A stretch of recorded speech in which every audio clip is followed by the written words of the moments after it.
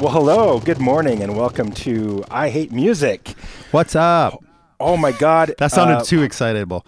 What's up? What's up? Well, I'll play it subtle here, dude. What's up? What's up? Yeah, what's up? It got to be cool about this shit. Yeah. Last time we were like doing the air raid sirens and the what? The Morning Joe, shit. Or what the fuck these shows were called back in the 90s.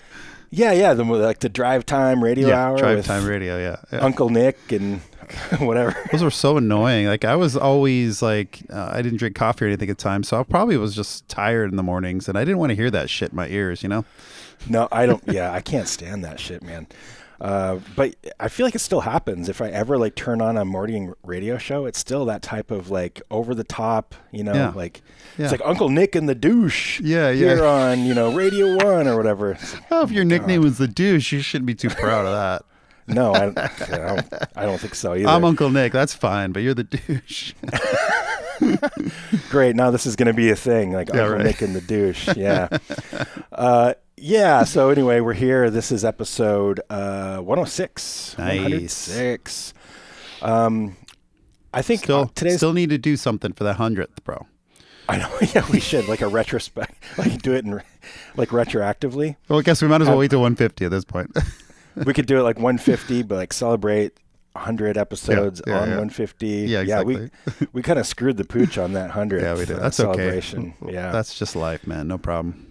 Always screwing the pooch, but today we're here. Sarah does not. My wife does not like that phrase. I say that all the time. Do you really screwed the pooch on that? She's like, that's so disgusting. Well, it is when you think about it. I never really thought about it until, I guess, some of those phrases are just old phrases or whatever. You just don't think about them. Man, I used to use that all the time. Like, it's like an 80s thing, right? Like, totally screw the pooch. Yeah. I don't use it too much anymore, but it is. Like, it makes me think of a poodle for some reason. Like screwing the pooch. So. Oh, no, it's terrible. I know, it's terrible. Okay. We could do a whole episode on Mr. Hand sometime if you want. Mr. Hand, well, we could probably... Wait, is he still alive? No. I don't know. He died, probably. Right? Didn't he die from the event, or...? I thought... Well, I'm not sure, man. Yeah, maybe not. Yeah. If anybody doesn't know what Mr. Hand... Is Mr. Hands or Mr. Hand? Yeah. I said Hands, but now I'm not sure. I'm not sure. Mr. Hands, Mr. Hand from Washington. Just Google that. Don't do it at work. NSFW, as they say. Exactly. Yeah. But speaking of NSFW, we're here for a very strange topic. I think that this is one that we talked about doing maybe 6-8 months ago. Yeah. And it's kind of a strange idea, but I would say that Faith No More is probably my favorite band, or at least top 3, depending on the day that you would ask me. And I would believe that Nick Woos, your favorite band, is Iron Maiden. 100%. Number 1. And okay. I committed to that as a 13-year-old, and I will never falter. Never change. Never change. Yeah. Even if I, do get burned out at times. But no, man, always number 1. I have the tattoo, too. So once you get the tattoo, you cannot change, bro. You have to be. Yeah. For me, it's kind of like this like nebulous, maybe top 5, and it kind of switches in and out. It might be Ramones. It might be Bungle. It might be Faith No More. Nice. But definitely a very top favorite band of mine. And we were talking about the trajectory of having like a vocalist that you might call maybe not as traditionally good in the beginning, and then them finding a newer vocalist that is traditionally better, and how that affects the music and the trajectory of the band. And so we're actually going to be comparing Faith No More and Iron Maiden and their trajectories with old vocalists and new vocalists. Yeah, I think it works really well. There's a lot of similarities. And this came up recently because Roddy Bottum was here, right? Yes. So we started thinking about it a little bit more. Yeah, I missed Tell us what happened on that day. But he wrote a book, and he was at Powell's. Yep. Was that correct? Yep. He did a reading at Powell's because he wrote a book. It's like a autobiography. But I got a really nasty cold that week, and I had to miss a couple things. That sucked. And you were really looking forward to that, so I'm sorry. Yeah, man. I missed that same day. I missed Coroner and Roddy Bottum. It's too bad, but yeah, life gets in the way. Sometimes. One of our friends came through for you. Yes, my friend Tyson.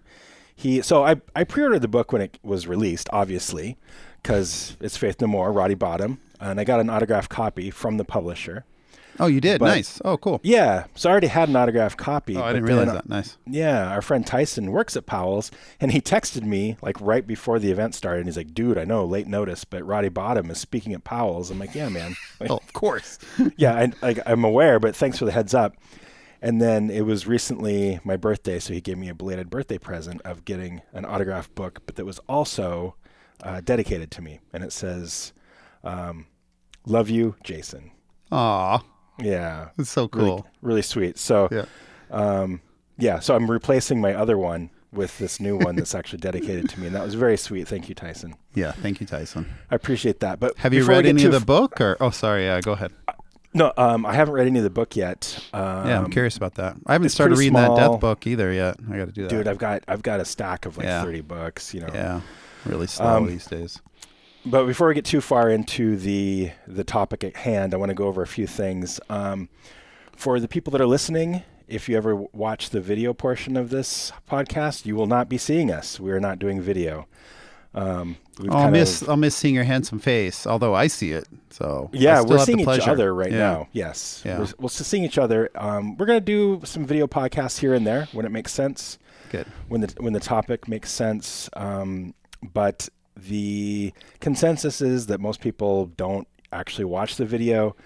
It makes it a little bit harder for me to work with the video. Yeah. I can make a better podcast if it's audio only. And really the reason I got into this is because of podcasts, talk radio, my love of audio as an art form, not the video aspect. So we will have video episodes here and there, but you will not be seeing Nick and I right now if you're listening to this right now. That's right. Too bad. I'm wearing my clown outfit. Yeah, well, it looks like your normal outfit, pretty much. Shh, dude. Oh, yeah, I spoiled it. So there's going to be some changes. We're going to be doing, more audio only, just a few videos here and there. And, just trying to streamline things a little bit more. Nice. Let's go through one listener email that I have. Okay. That I wanted to go over. Nice.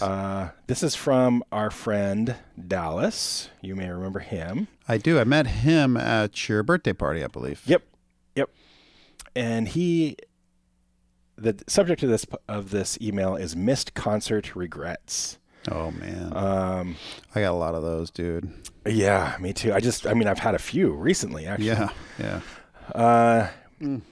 Dallas says, I wanted to expound on some skipped concerts and the lasting regrets thereafter. The most notable for me would likely be the Bolt Thrower show at Numos. Yeah, man. Fuck. We saw that luckily at Star Theater. Yeah.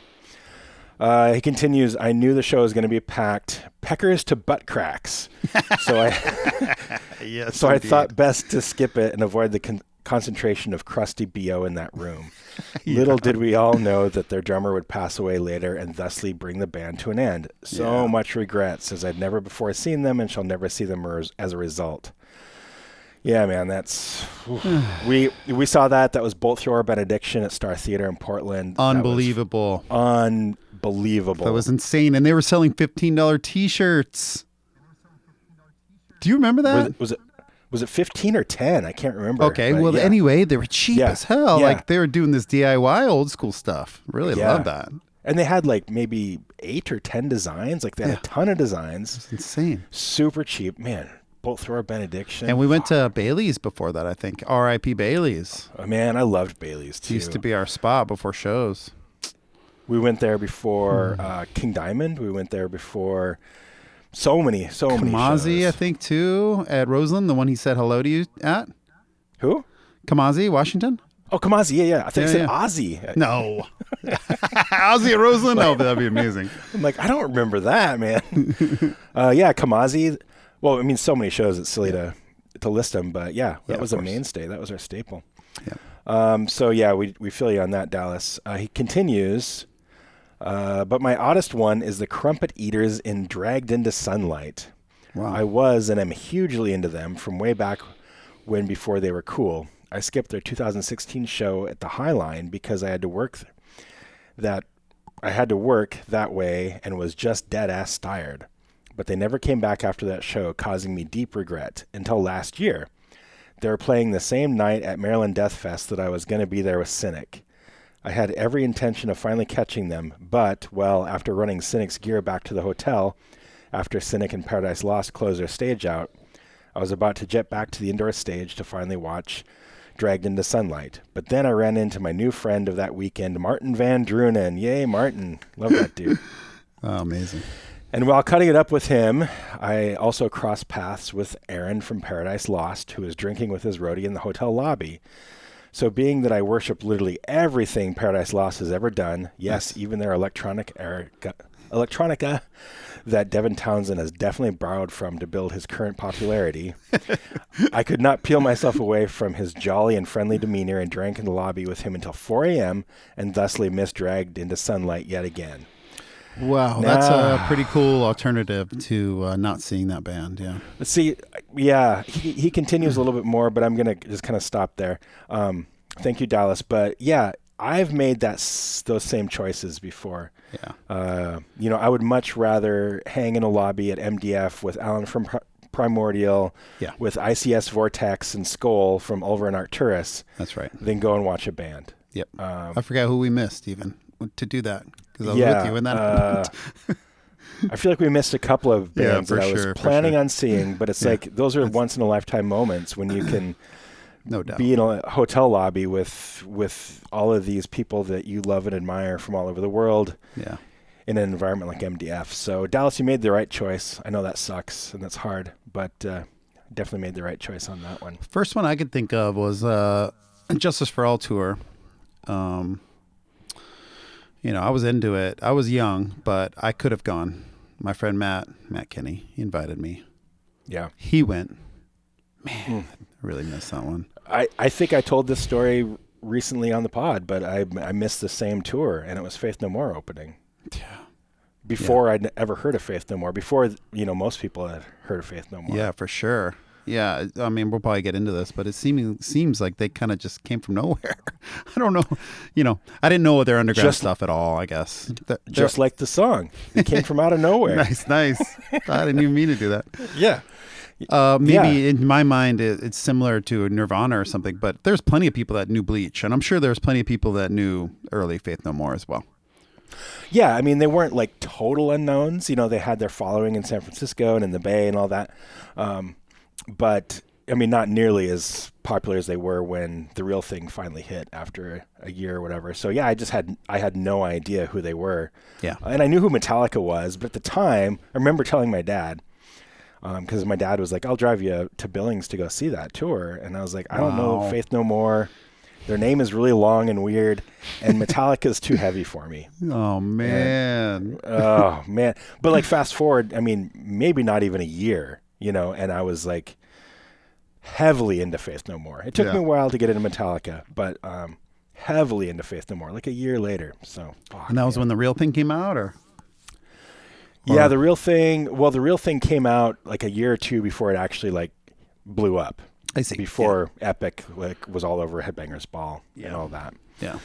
So anyway, Dallas, thank you so much for that. Thank you, Dallas. Yeah, we appreciate the emails. If you want to send any emails, hate.pod.music@gmail.com. Heck yeah. Send us audio emails. That doesn't make any sense. Send us an audio message. Send us a video message. We'll play it on the pod. If we like your topic, but we love talking about things like that you want to talk about with us. So thanks for that. Before we move into the next topic, let's take a quick break. We'll be right back.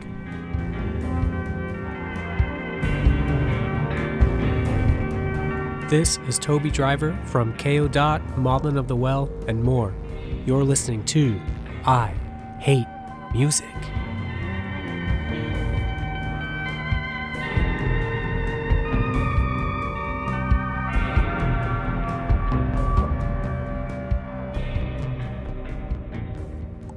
Okay, we're back. So we're going to talk about this Faith No More Maiden trajectory. Mm-hmm. This is a weird concept to me. I mean, it makes sense, but it's strange. So, like, Nick, I don't know Maiden that well, especially like the Paul Di'Anno era. Yeah. Would you consider him a bad vocalist or just a Yeah, you mentioned that earlier. I don't know why you said that, because I don't know. I'm not familiar with the early Faith No More either. But had somebody said that he was a bad vocalist or that he didn't sing? Well, with Faith No More for sure. Oh, okay. Yeah. Okay. I mean, Chuck Mosley. I mean, I love him, but it's all about the character. You know, okay. It's like is he singing in an odd way or something, or what does he do? He just doesn't sing very well. Oh, I see. He's just not a very good singer.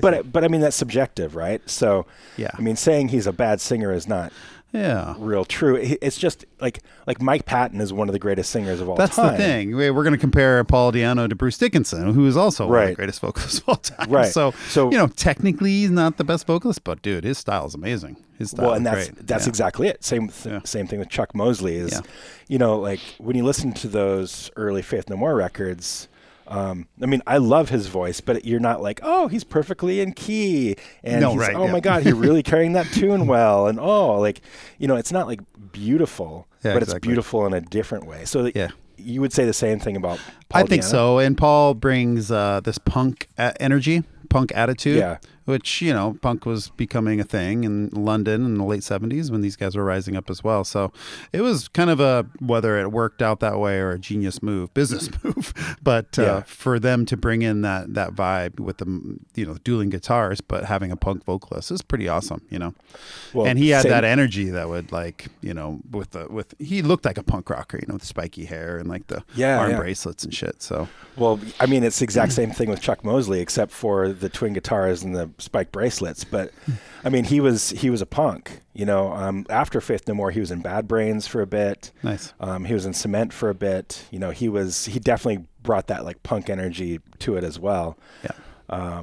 But just not the greatest vocalist, I guess. Technically, I wonder if his demise, what was Chuck Mosley's, marching orders at the end? It was for Paul, it was his punk was too much. He was drinking too much, and he was just like not there completely. Every night he would get plastered and not take it seriously. Exact same thing with Chuck Mosley. This is great. He really working out pretty well, dude. I didn't know it was going to be this similar, honestly. But Chuck would not show up for rehearsals. He even would show up he wouldn't show up for sound check. He'd show up late for shows. Yeah. He was a wild card and not always in a great way. And so I don't really remember exactly what happened, but I'm pretty sure that they did let him go. Okay. Did they find Mike Patton because he was in a band that opened up for Faith No More? I didn't do my pre-show research on this, but problem. If I remember correctly, they had an ad in the paper, in an independent paper. And if I remember correctly, one of the guys in Bungle, probably Trevor, was like, hey, Mike, you should go down to the Bay and try out for this band. And Mike was like, I don't know, okay, I guess. And so he went down there and tried out. And Mike was from Southern California, right? Or he's Eureka. He's northern. Oh shit. Okay. Yeah, they're all the Bungle guys are from Eureka. They all went to high school together up there. I didn't realize that. My bad. Yeah, so he went down to audition, and I assume he nailed it. Yeah. Because if I remember the story correctly, most of the material, if not all the material for the real thing, was already written. They were about to go into the studio. Oh, wow. They brought Patton on, and he came into the studio being brand new to the band, and he wrote lyrics for every song on the real thing, and he wrote 3 to 4 versions for every song. So he had this plethora of stuff, and so he just came in and just fucking nailed it. Was Epic one of those songs, or did that write that once he joined? They had already written that before he joined? Again, it fits so perfectly with him that I always thought that maybe he brought that to the table or something. I mean, I don't know how far developed the songs were, that's crazy. Again, I don't know every little detail about Faith No More, but my understanding is that it was at least mostly written, and he came into the studio with multiple versions for every song. So and then crazy. The course of Faith No More changed drastically once Mike Patton joins. Same thing. Iron Maiden, Number of the Beast comes out. Bruce is in the band. It's like, oh shit, next level. Yeah. You know, when you hear that air raid siren of Bruce, and just everything came together at that time. You know, with the professionalism, with the management, it's a lot more than just the music. You know, that's exactly right. So, like, what was the first record with Dickinson Bruce? on it? Yeah, Number of the Beast. Yeah. Okay. And that blew up, you know, with the Satanic Panic and everything else. It was perfect. Oh, sure. Perfect timing. Yeah. But like musically, I assume it was more advanced. Not much different. I would say there were some pretty proggy technical metal songs on the first two, you know. Phantom of the Opera and stuff like that. These are epic songs. They didn't really change their sound. You know, they just brought a new guy in, and we're luckily that he fit. You know, we're lucked out that he fit, because his voice is like an octave above or something. It's just different. But maybe they fucked around with tunings and stuff like that. I'm not sure about that. That's a good question. Right. I'm not sure, but yeah, it basically was the same. Maybe production was a little better, but spent more money. You know, they probably just spent more money. Yeah, interesting, because I think with Faith No More, like, on The Real Thing and Angel Dust, like, you can still hear that it's Faith No More. Like, you can hear the older Faith No More with Mosley, but I feel like when Patton got in the band, I'm not sure how much Patton had to do with The Real Thing, other than obviously singing and writing the lyrics, but he was heavily involved in Angel Dust. Yeah, that's what I was going to just check. I was wondering how much songwriting he did besides the other guys. Like, did he take over in that way, or just lyrically? I don't think he took over, but I believe he used to do a lot of songwriting for Faith No More. Yeah, I mean, it seems like, especially later, King for a Day and stuff, he was doing a lot of it, it seemed like to me. But I'm not sure of the dynamics in the band, so. Yeah. But yeah, you can hear that older Faith No More in the Patton era Faith No More, but it's like, but I feel like The Real Thing is radically different from the first two records. So how many albums did they have? Just this two? They had 2 records on, same as Maiden. With Mosley? Yeah. Oh, it's interesting. Okay, yeah. We care a lot, and introduce yourself. Yeah, for Paul Dano's Iron Maiden, and then Killers. And Bruce was in Samson, who was a band that opened up for Maiden all over. Like, they toured Europe together and stuff like that. So they kind of became familiar with him because of that. I don't think they asked anybody else. They were just like, oh, we know who our guy is, you know. This is the guy. Yeah. Oh, interesting. And they talked to him about that. Yeah, I mean, Patton was in Bungle before he was in Faith No More, but, you know, Bungle wasn't a name. Did anybody know? Yeah, was it just a demo at that time? Yeah, it was just the demos. The first record didn't come out until after Faith No More. Yeah, exactly. And was that something that they talked about? Like, he's like, yeah, dude, I have another band that I still want to continue with. Like, how's this going to work, you know? The rumor back in the day, like when shit was first happening, the rumor is that Patton joined Faith No More just to get money and promote Mr. Bungle. I don't think it's true. I don't think that's true. There might have been a little bit of that in there, but I don't think that was like the reason he joined Faith No More. I mean, those guys were just like a high school situation, right? It wasn't like it was like they weren't touring or, you know, signed to a label or anything like that. No, they were playing shows and stuff, but just around the area. I don't think they were doing any like huge tours. I think they were playing California shows. Yeah, right. But, you know, once Faith No More blew up, then Warner Brothers signed them for their first record, and they gave them like a huge fucking advance. Oh, really? Wow. Yeah. Wow. Rumor has it was like $100,000 advance, and that was in 90, 91, something like that. Crazy. For a band like that, but they're hoping for like the next Faith No More, you know, which they didn't get, but I think I imagine the first Bungle did pretty well. You think it made its money back? I wonder. I don't know. Probably not. I mean, it's still pretty odd, you know. Yeah, it's a really but I think one. A lot of the more savvy listeners at the time, college rock listeners, maybe maybe even grunge listeners, probably latched onto Bungle as well. So maybe it branched a couple different genres in that way. And it's I mean, there's like, because they were metalheads, like their first demo was basically like speed metal. Yeah. And then they started to like incorporate these other elements in there, and so they had like, you know, these trajectories like all over the place. So I don't really know. But, you know, then once Faith No More blew up, then Bungle got this opportunity to flower, basically. Yeah, right. What was the situation with Faith No More, those first 2 albums? Were they signed to labels and they were touring and all this stuff, or? Yeah, I think so. They were on God, what's that? I think the label's called Matador, or maybe they were reissued by Matador. But yeah, they were basically like on independent labels. But Matador, wasn't that Madonna's label or something? Or was it? She had I don't remember now, but she had a label. Sorry Okay. to interrupt.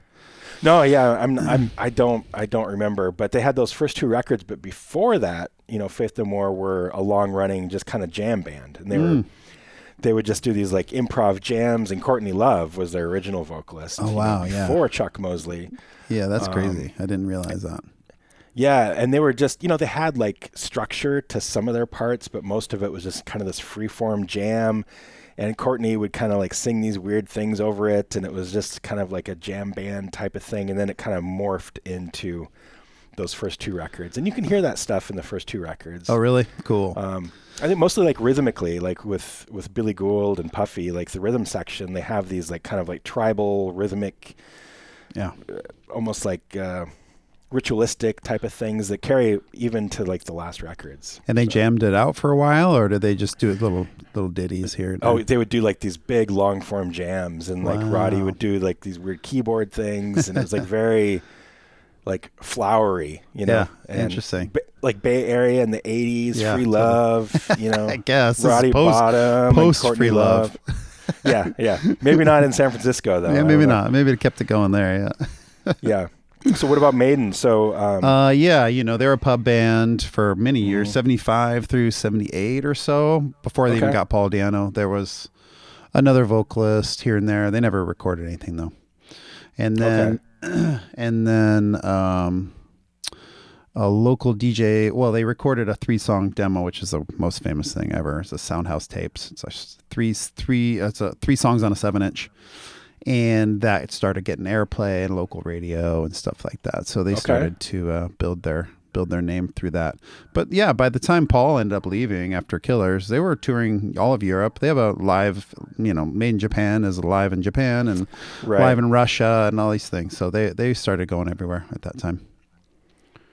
And then when Bruce joined, then they were just they don't went worldwide. Everywhere. On the Killers did a U.S. tour too as well. So I think that's where it kind of started. In the beginning and the end was for Paul, was because on the road and shit like that.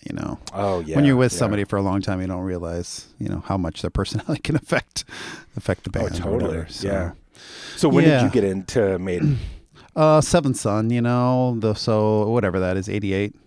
Okay. 87. I had heard Run to the Hills and all that as a kid, and through my brother, and but it wasn't until the Seventh Son era that I was like started to buy their records and stuff. But so 88, I guess. So it was an amazing time because then I could go back and I could discover all that stuff. And there was a long time, and there was still a lot of people that would say, "Oh, I'm not even going to listen to Di'Anno era," because I just don't. That's the same thing with Faith No More, know, and a lot of people don't even know about the Mosley era unless they do a deep dive. Yeah. So you said you got into Maiden with Seventh Son era, so that's what, like Bruce's second record? Third record? No, like maybe third or fourth. Let's see. Number of the Beast, Peace of Mind, Power Slave, Somewhere in Time, and then... Oh, shit. Yeah. Okay. And then, the greatest live album of all time, Live After Death. That was for me, that was a main entryway to them because they played all the hits, the Run to the Hills was on there and stuff. But I don't know, there's something about the production of that album that makes it really, really special. And the intros are a little different than the album, stuff like that. So, but yeah. Faith No More too. The Real Thing was the first record that they did with Patton. And they recorded The Real Thing maybe a year or 2 years before Epic blew up on Headbangers Ball. And they just toured heavily, just constantly everywhere. They just toured for like year round for a couple years until it hit. And Small then they had to places. tour more after it hit. Well, yeah, of course. Just everywhere. Yeah. So my favorite live recording is live at Brixton Academy, Faith No More, Real Thing era. Nice. And the versions of those songs on that recording are like, it's kind of a testament to how bands should really tour the shit out of songs before they record them because they're so much more powerful. They flush them out better. They flush them play out the better. Solos better. Everything. Yeah. More feeling, more emotion. Yeah. The stuff that Jim Martin is doing, in particular on guitar, the rhythm work is so much more nuanced and interesting. Wow. Patton's vocals, you know, he's really gotten into Faith No More. He's gotten into the lyrics. He's gotten into like his identity in Faith No More, and he's just fucking balls to the wall crazy. And that video for me is just my absolute favorite. Is that did Faith No More ever put out any other live albums? I don't recall if they did. That's cool, man. I didn't know about. No, and that's the one with War Pigs on it too, right? Did they do War Pigs live? Yeah, because War Pigs is on the real thing too. It was the last track. Yeah. Oh shit. Yeah. Yeah, I guess I don't remember that. Back in the day, it was like all those bands had to have a cover like as the last track. It's like Voivod did it, Coroner did it, Nuclear Assault did it. It was a trend. It was a big trend. But that live at Brixton Academy, it was a VHS that turned into like a limited edition live recording. They didn't actually have like a live album. It was like a B-side. I see. That you could get with the real thing. Oh, I see. But the VHS was just, I watched that to death. Like it's so good. Awesome. Yeah, I'll have to check that out. Yeah, they got really big. Weren't they on the Bill and Ted's? They were on the Bill and Ted's. Second one. Bill and Ted soundtrack as well. Yeah, and Jim Martin, the guitarist, was in the second movie, I think. He was awesome. Like, wow. Yeah, because he's got that look. You know? that fucking hair everywhere. Yeah. Yeah, he was always like an enigma for me, you know, seeing him in the guitar magazines and stuff. Oh, man, this guy, so it's kind of a weirdo. You know? Well, he kind of had that Slash thing going on. Yeah, where it didn't seem like he spoke much either. No. And then, you know, after the Angel Dust, they kind of had a similar problem with him where he just stopped showing up and he stopped like really being engaged with the band. He hasn't been involved since then, right? Or no. Angel Dust was his last thing, and you know, Angel Dust for me is one of the best rock and roll albums ever made, like easy. And he's all over that, and he contributed a ton to that. But the story goes is that he didn't. Like he just showed up and threw down some shit. But if that's true, that he was doing that stuff off the cuff, it's fucking incredible. That's incredible. Yeah, maybe that's his style. Yeah, maybe. So I would love to play a little bit of Chuck Mosley era. Hell yeah, please. If you wanna throw a Maiden song in here too? Sure. In the playlist? Yeah, go for it. While you're playing that, I'll put one in. Yeah, I'm gonna play. Let's see. I don't know if I'm gonna do a full song, but I definitely want to showcase what Chuck Mosley sounds like for people who don't know. Yes, please. I'm one of those. So have you never heard the Mosley era stuff? I've heard Introduce Yourself. I've heard Introduce Yourself. And you've heard We Care a Lot, the song. Probably. That was like on MTV and stuff, wasn't it? Like, yeah, and if you ever watched that show Dirty Jobs, it was the theme song for Dirty Jobs. I don't know if I ever watched that. Oh, man, you're missing out. We'll have to do an episode on Dirty Jobs. Let's do it. Yeah, so it's We Care a Lot was the first record, Introduce Yourself was the second. And they're both fantastic records. It's just you can't compare the vocal performance or the productions or the songwriting. You know, it's very much. Yeah. So actually, my very favorite Faith No More song is called "As the Worm Turns," and it's actually a Chuck Mosley song. But I prefer it when Patton does it live. Interesting. But I think I'm going to play. This is a tough choice for me. I think I'm going to play Chinese Arithmetic off of Introduce Yourself. Okay. Play a little bit of that. Here we go. So this is Chinese Arithmetic by Faith No More off of Introduce Yourself.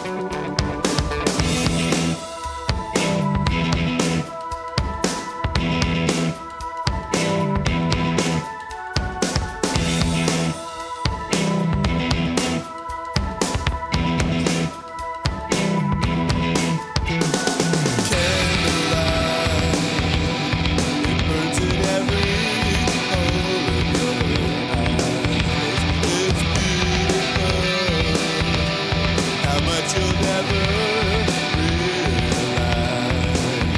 So hush, my love, there's something I need to tell you now. Your time has come around again, my sleepless love.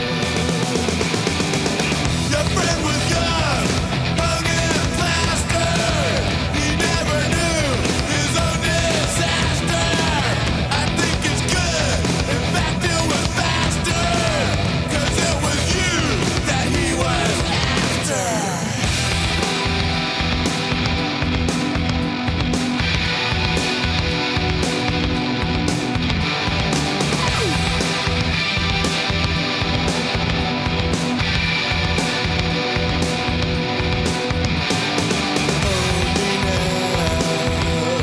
As if you'll never let me go. Hand me down, as if you've always known who I was. His love was king, his love was master. He needed more, he needed always. He searched and paid for love and shelter.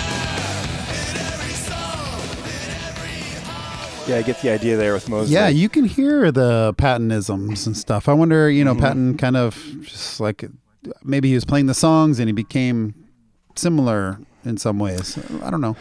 Yeah. Interesting. I don't know. But yeah, you can, and actually that's one of the better songs that Mosley sings on. Some of the ones he does these weird like spoken word kind of like stream of consciousness type of things. yeah. There's one part on one record where he's going into this thing about needing money for the bus to get to the beach, and then he's like, fuck it, I'm gonna use my skateboard instead. It's like really really weird shit, but How has but man, I love those records. How has the relationship been with him? Like, what's happened since then? So when Faith No More did their reunion shows like 11 years ago, when we saw him at the Keller, they brought Mosley out for a couple songs, and he and Patton did some songs together. Okay, cool. They kind of, after Faith No More, he was singing for Bad Brains for a bit, and then he was singing for Cement for a bit, and then he started a solo career where he was doing acoustic versions of Faith No More and Bad Brains songs, and also ones that he wrote. He played at the fucking strip club right here down the road from me. What? 5-6 years ago. What? Yeah, I don't even know the name of it. It's just like this hole in the wall place, like right on the corner over here. Oh my gosh. But he struggled with drugs his entire life, and then he OD'd right after that. So he's been dead for a few years now. Yeah, that's similar. Paul died pretty recently here, but he had health problems for many, many years. But he was chasing that Maiden dollar for sure. He started to do his own projects, and they were all very, very Maiden-esque, and he was trying his best to capture that magic again, but he couldn't. He went on a weird trajectory in the 90s when Pantera was big. He did this gangster kind of album called Killers, Menace to Society. Okay. It's pretty fucking great, but man, he was pretending he was a gangster, like from LA. It was That's very weird. strange, very strange. But I should put a track on the playlist. But yeah, so he was just kind of it turned into a sad character. He played very small clubs, playing only Maiden songs. People didn't really want to hear his Battle Zone era or his Killers era stuff, unfortunately. Right. But yeah, he named his band Killers. Yeah, that's So that's he was pretty great. He was. Oh, and then I read his. He wrote a book. He called it The Beast. It was pretty sad book. Yeah. He thinks very highly of himself, and he's a terrible writer. Combination of those two things does not make a good book. No, It was pretty bad. So yeah, he became a sad character. Eventually, had like health problems, obesity, and maybe diabetes or something. Lost some kind of ability in his legs. Was wheelchair bound for the last 5-6 years, I think, and then he died pretty recently. So like last year, 2 years ago. Last year. Yeah, I remember that. I remember when he died. Yeah, Mosley, it's been a few years, but man, talk about concert regrets. Like he was doing an acoustic show, just really walking distance. But I was like, I'm not going to go to this weird hole in the wall, strip club to see him, and I didn't go. And then just a few months later, he OD'd. So He died in 2017, according to Wikipedia here. Wow. Okay. Yeah. That's sad, man. Use drugs Yeah. or Yeah. Heroin, I think. I don't remember for sure. heroin overdose. Yeah. Yeah. Yeah. Too bad. Shit. That's really Yeah. sad. Yeah. I'm glad he was part of those reunion shows, though. That's cool. Yeah, my buddy Nick Loicano, who's my Faith No More buddy, he saw them back in the day. He saw them on the Real Thing tour. He's seen them, so many different eras, and he saw them with Mosley in L.A. Wow. And I can't remember what they did. I want to say they did like 2 or 3 songs together, but man, that would have been beautiful. Oh, like a recent reunion kind of thing. It's not original like back in the day. Correct. Like I see. the tour that we saw, like I see. the Soul Invictus era when they Yeah. had their Faith No More had their reunion like 11 years ago. I mean, Real Thing era Faith No More was prolific. They were on a lot of tours. It was pretty hard to miss them, you know? That was I missed pretty them. insane. I successfully missed them every single time. Well, I think I did too. I never saw Metallica at the time, but they were open. It seemed like they were opening for other people too. Still missed it. Yeah, I part of guess. the problem is I was in high school living in Montana. Yes.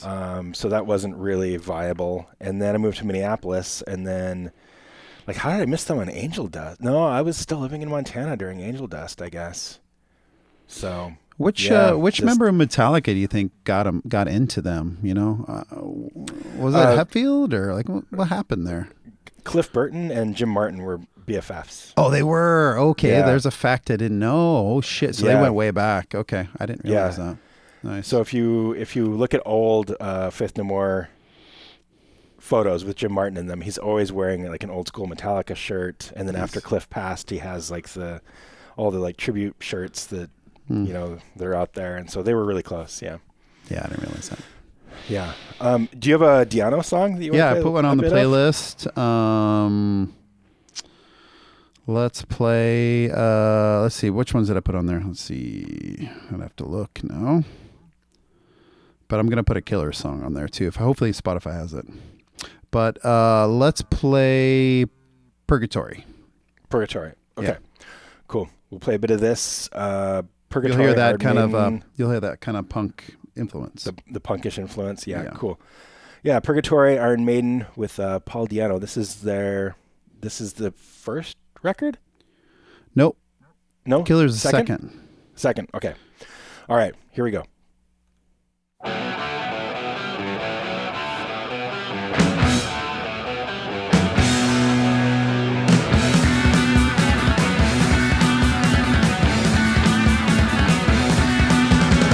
Thinking of a major dream, place I have never seen. Fancy the time before, split women through the fall.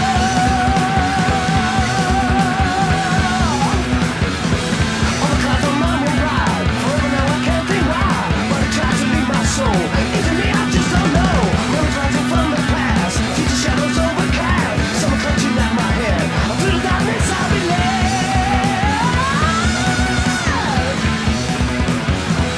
Another time, another place. Oh, what another smile on another face. When you see me floating up beside you, you get the feeling that all my love's inside of you.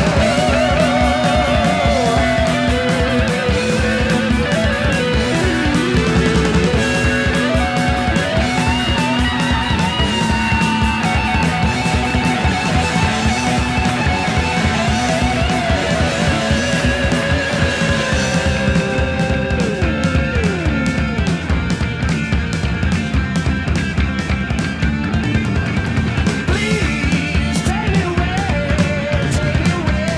so far away.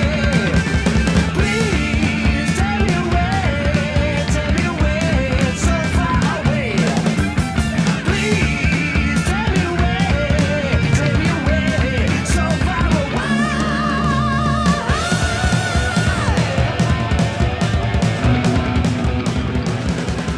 Wow.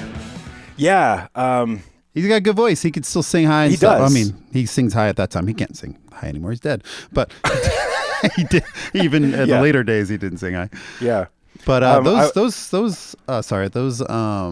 first 2 albums are a huge part of their legacy and are still pretty common on the live shows. You know, the bunch of those songs are still.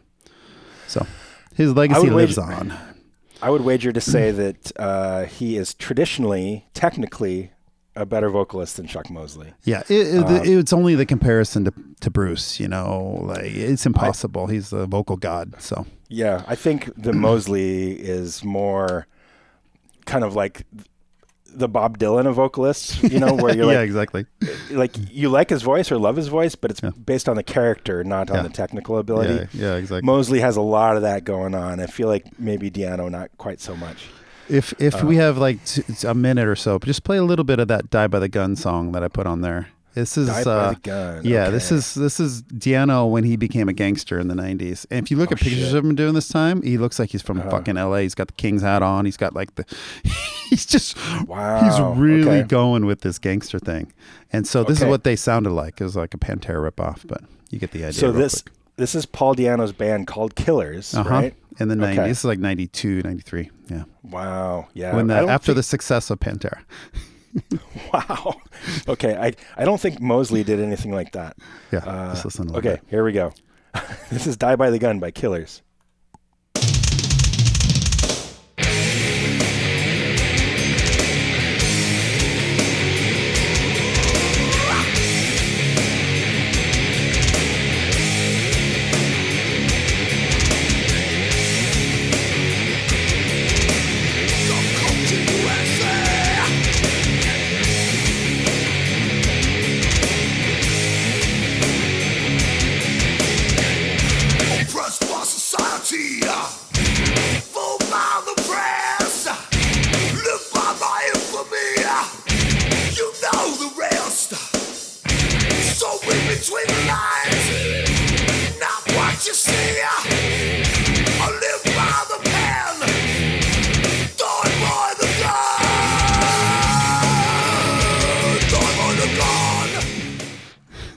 Amazing, wow, dude. That fucking riff is a Pantera riff. Yeah. Well, so what year was that? 92 or so. 92. Shit. Yeah. So like right after Vulgar Display of Power. Yeah, right after. That is so Pantera. Well, it reminded me of like Machine Head too. Like sure. Let freedom ring with a shotgun blast. Wow, man, that is. No disrespect to the dead, but man, that is a fucking cash grab or an attempted cash grab. He was desperate, dude. He just needed to make money in the music business, but it didn't work. No. He ended up like this is a common thing. World Dane from Nevermore, rest in peace. He went down to Brazil because he found these guys were huge fans, and they told him, "Come down here, we'll play your music for you, we'll record you and everything." Paul Di'Anno did the same kind of thing, but it was Eastern Europe. These guys in Slovakia or somewhere, Czech Republic, I think, were just like huge fans, and they flew him out there. They just kind of became his band. That's what he had been doing the last like 10 years or so. Yeah. Touring with all these Eastern European guys. It was really weird. Wow. Yeah. So weird. Yeah. Wow. Huh. Well, I'm really glad that we played that because that really gives some context to the whole thing. That's wow. And right before he died, he was in his wheelchair. He went backstage at a Maiden show, and they all said hi to him. But I think there was that's cool. There was a lot of like resentment and animosity still. Yeah, I'm sure amongst that situation. I think with Mosley, for the most part, stuff was good, but I can't imagine that things were like peachy keen. Yeah, exactly. It must be pretty awkward. I can't even imagine. Yeah.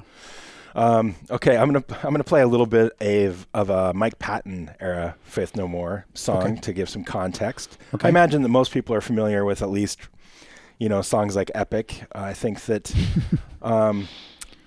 Epic is it's a touchy subject for someone that loves Faith No More as much as I do. Sure. I do believe that it is a good song. I stand by it, but I think without it, they wouldn't have gone into the stratosphere like they did for a while. But I think they're unfairly judged by that song. I would argue "Run to the Hills" is the same thing, dude. Yeah. That's the deep tracks are where it's at. That track was okay, and it got them a lot of press and popularity. But man, that's not even close to their best track. And I fucking noise the shit out of me when they play it live. Now it's like, dude, everybody's heard this a million times. Play a deeper track. Come on. Yeah. I mean, and with Faith No More, it got them this tag as being funk metal. And, it totally did, yeah. And they have, Epic is, Patton is rapping or whatever you want to call it. Sure. But yeah, he's rapping. They don't that's the only moment they've had in their career that I can think of that could ever be considered like funky or like hip hoppy is epic. So well, I admire that they didn't go down that route, because they could have, they stuck to their guns and still played eclectic music. It wasn't just, they could have just like, gone that route of funk metal or something. And they could have, and they have that background. I think a lot of them were funk fans, and like Billy and Puffy, like the rhythm section, they're really good. They could pull off shit like that. But it would be. We've talked about this before. It would be interesting to do like a funk metal episode. I was into that shit pretty heavy for about a couple years, but some of it was so bad. Some of it was so good though too. Yeah. We should do that. That'd be fun. Yeah. So I'm going to play a little bit of actually one of my favorite Faith No More songs. This is Caffeine off of Angel Dust. Okay. I would say this is probably my second favorite Faith No More song. Here we go. Caffeine off of Angel Dust. Awesome.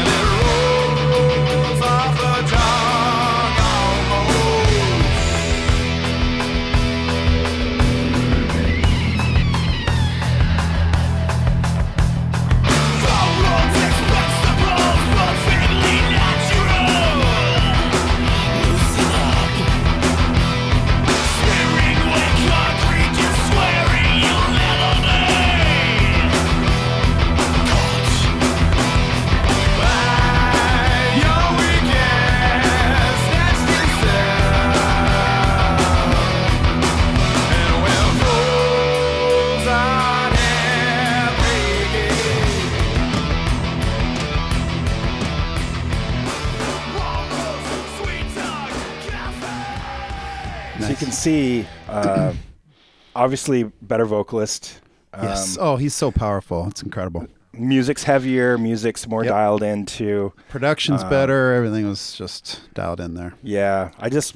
Before we move on, I want to play just a little bit more of Patton, just so people can hear his voice a little bit better. That's the second record with Patton. Again, one of my favorite records of all time. But I want to play a little bit of Ashes to Ashes, which is Faith No More's last album before they broke up. Yeah. They did return years later to do Sol Invictus, which largely is a piece of shit. I agree. Why did that happen? I tried and tried and tried to convince myself that I liked it. And there's one song on there called Matador that's great. The rest is absolute shit. I get angry about it. I hate the new Sacred Reich's not that good either, and I was really excited about them coming back. But the New Corner was, so sometimes it works out, dude. New Corner's great, and you can always count on Immolation. They never broke out, though. No, they didn't. They never broke out. But you can still count on them. You can still count on For sure. Okay, so I'm going to play a little bit of Ashes to Ashes off of Album of the Year, and again, this is the record right before they broke up, but this is like a really great Patton performance. Here we go. I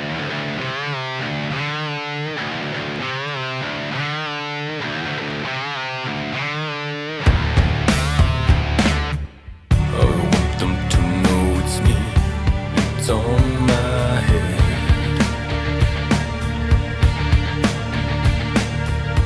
Oh, point the finger at me. It's on my head. Give it all to you.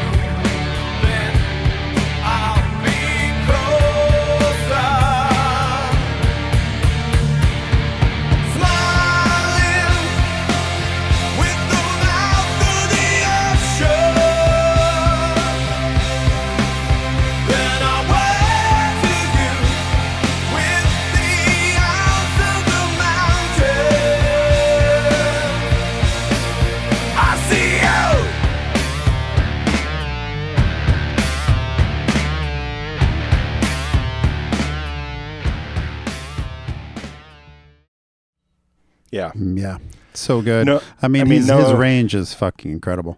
Yeah, no denying that he's an amazing vocalist. I don't think No. anybody could ever say that. No. This is another thing, another Faith No More fact that I can't verify is true, but I've read from a couple different places that the reason that he's such a good vocalist is this sounds made up, and it might very well be, but his chest cavity is larger than it should be for his body. This is like a Marilyn Right? Manson kind of thing. You can take his ribs out and suck his dick. Yeah. Or what was? Oh God, there's another one. Anyway, I've read that from a couple different places. I don't know if it's true. Do but you he think does so? You have- don't think that with whatever, whether Mike Patton was born singing or he has this chest cavity thing? Do you think that somebody can learn to sing this way if they try hard enough? I wonder. Probably not. I don't know if you can learn to sing that well. Well, he's singing from his guts, this guy. He's been documented of having like a 6-octave range or something crazy like something that, which is unique. just Yeah. unheard of. So anyway, I just wanted to play a little bit of that so people can get an idea of what He's the was best. sounding like. Yeah. And what's going on? Was it Tomahawk that's coming? Yeah. That's pretty cool, dude. Damn. It's really exciting. I was just saying the other day that I'm a little annoyed at Patton making music these days that I don't enjoy. It's been a long time. Yeah. So I love Tomahawk. Actually, I didn't really like the last 2 records, but the first 2 Tomahawk records are fucking amazing. That's all I've heard, I think. The first 2. Yeah. So great. So cool. I might be out of town for that one, but I'm hoping not. Shit. Hoping not. But Yeah. but yeah, that'll be. But outside at Pioneer Courthouse Square, an acid bath. It doesn't make That's me so too excited, weird. but I know. I'll go for Tomahawk though, for sure. yeah. And what was co-headlining or what was happening? What was Tomahawk and Melvins. Yeah. the Melvins? Yeah, awesome. Yeah. That's, if I had to complain again, every time I see Patton, it's with the Melvins. It's Bungle with the Melvins. Well, It's Bungle again he with wants the to Melvins. hang out with his It's- friends, man. I know. I don't blame him. Yeah, I but, suppose. yeah. I mean, I love Melvins, but I want to see Melt Banana at Pioneer. Yeah, no Pioneer shit. No, Courthouse that Square. would be cool. That would be cool. That would be awesome. Is there a Dickinson thing you would like to play? No, I mean everybody No. knows. Everybody knows it. Yeah. He's the best. There's Well, no, I mean- there's he took the sound and he just put it in the galaxy, upper galaxy. So Totally. Well, another vocalist. There's no denying that. The guy is No. amazing. I mean, top And- 5 metal vocalists. It's undisputable. He's in there. Oh yeah. For sure. Patton's a whole nother realm, though. Patton's like a he- real vocalist, Well, yeah, but and he's metal adjacent, but he's not, But he's not necessarily, in that conversation a lot of times. He's in the conversation of like best of all time, like Freddie Mercury or something, Sure, yeah. I guess Dickinson probably should be too, but maybe he's just like a little bit more genre specific. Yeah, he's genre specific. Yeah, That's right. Yeah, that makes sense. Yeah. Well, dude, that was great. That was fun. That was awesome. great. That was so I fun. think there are a lot of similarities. That worked out really well. I was surprised at the amount of similarities, especially in the beginning, because when I was thinking about this today, I was like, this is kind of just insane. Like, what are we doing? We're like comparing our favorite bands because they both changed vocalists, but there actually was a lot of similarities. I wonder, what bands have survived a vocal change? There aren't a lot. Faith No More maybe you could say weren't that big or whatever. So maybe it's but a they still different survived and did situation. it well. Yeah. Yeah, I mean that'd be a good episode. Catatonia, they had Jonas become front man. There's got to be lots of examples. AC/DC, I guess. AC/DC, yeah. Yeah, Good one. that's a fucking miracle. Because Bon Scott was like a pretty major part of that band. To Oh, replace yeah, him yeah. and then put out Back in Black, pretty crazy. Black Sabbath. Does that count? I mean, yeah, it Yeah, I counts, guess but- so. Yeah, I mean, they were Yeah. dead. They were dead for sure. And Dio, I mean, they weren't as popular with Dio, so maybe they didn't take him to the next level. But It'd be interesting to look into bands that, went to the next level, became better or more popular after a vocal change. yeah, exactly. Because a lot of times when you lose your vocals, you think it's over. Dude, it's like suicide. Yeah. I was just thinking about that with Arcturus. It used to be Garm, and then they moved on to Seaman. But Yeah. Both great vocalists. Oh Dude. my God. Amazing. Did you see they announced yesterday, Arcturus Master, the new album, Sent Off to Prophecy, is going to be a new record coming out. Yeah. Amazing. Yeah, speaking of which, I have to give props to my friends at Radical Research. They just put out a Arcturus episode. It's about 2 hours long. Oh, I've got to check that out. It's brilliant, yeah. Check it out. All right, let's take a break before we wrap this up. Okay. Take a deep breath. That was great, dude. Okay. Dude, that was so good. That was fun. I just have a couple things, and then we can wrap this up. Okay. Okay, you ready? Yep. Okay. All right, Nick Woos, we are back. I have an old school shit for you. Are you ready for this? Okay. Here we go. Fuck, marry, kill. What would you fuck? What would you marry? What would you kill?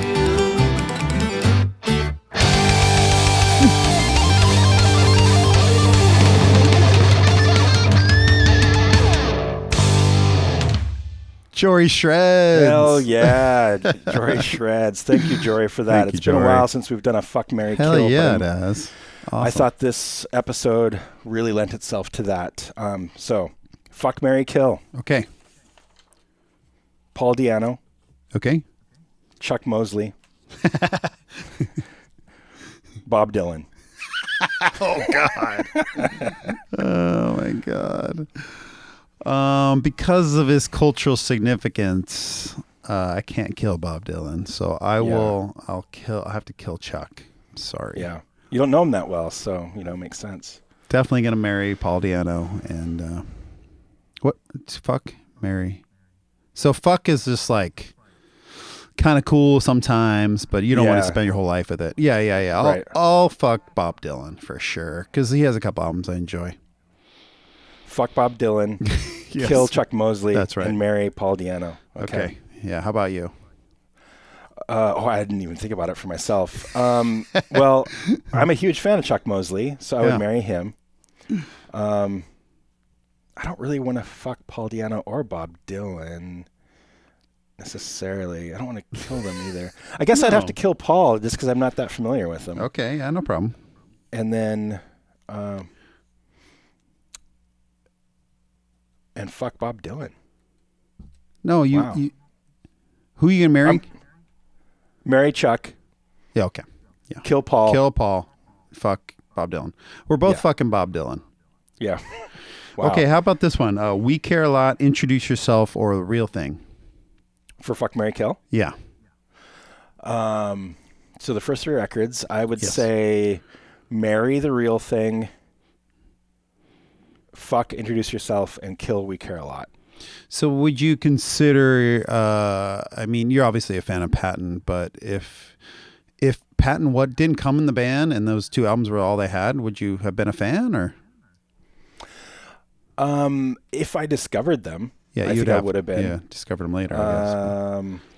But yeah, it's an interesting question. I'm just not sure that I would have known about them if it wasn't for the Patton inclusion later. But if I did, for some reason, I think I would have liked it, yeah. There's a lot of people that just don't even listen to the Paul Di'Anno stuff, but I don't see, in my ears, don't hear much difference, really. No. Yeah.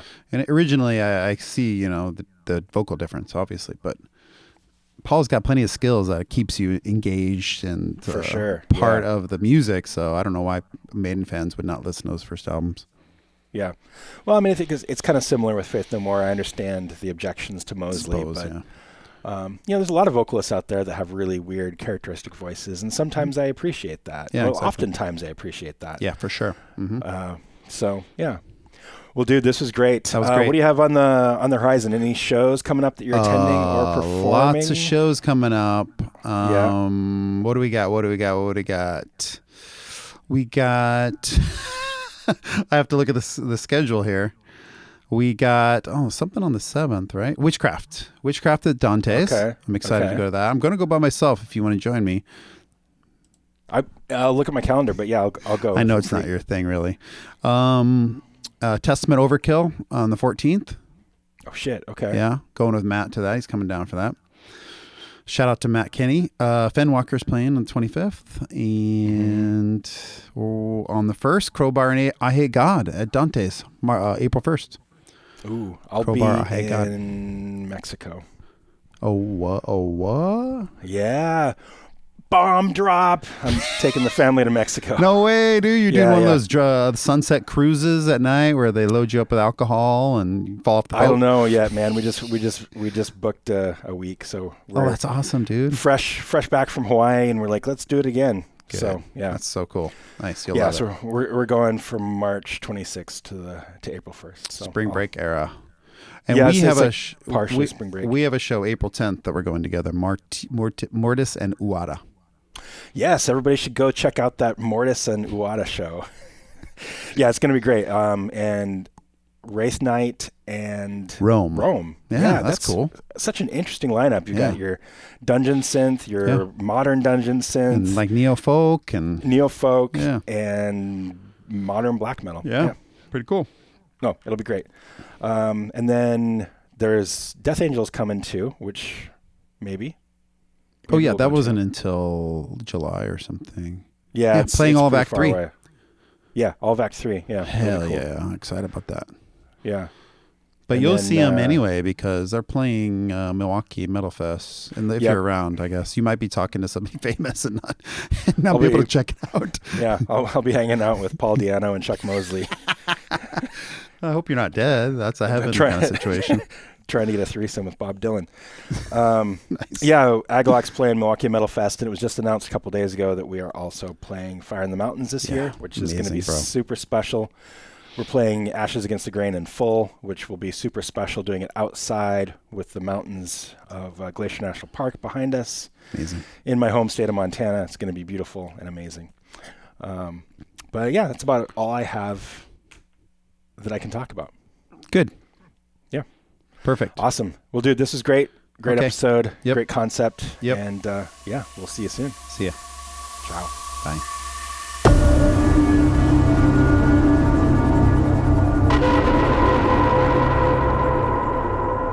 An Earth in Sound production.